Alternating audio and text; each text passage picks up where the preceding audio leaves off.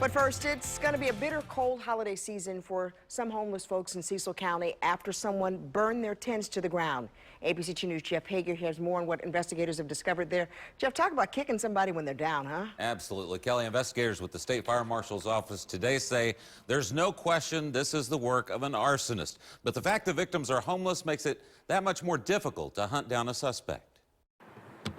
Tucked at the back of Elkton's Marina Park, next to Big Elk Creek, just beneath West Pulaski Highway, you can enter a world off limits to those who are still making ends meet. And it's here that someone set fire to the only place some of the disenfranchised call home. It's scary, because you don't know from one day to the next who's the next victim, you know, and we don't know what the target is or what it's about. On Wednesday, firefighters entered the woods at 1 o'clock in the afternoon to extinguish a fire which had consumed a large tent at one campsite. Just 2 hours later, they returned to douse another one. And that's when they called investigators with the State Fire Marshal's office in. We determined that both tents were intentionally set on fire. Deputy State Fire Marshal Oliver Alkire says the challenge now is isolating a suspect or a motive for the fires. Those individuals remain very close.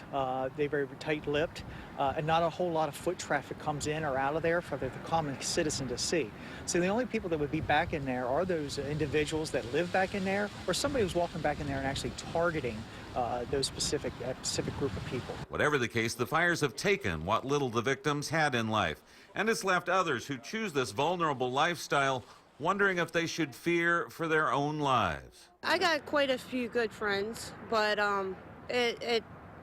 you know, what if your friends weren't there? You know what I mean? You can always be a possible target. We're told there have been a number of overdoses in that wooded encampment recently, and many suspect that the fires were some kind of payback or retaliation for them, but the motive is still under investigation.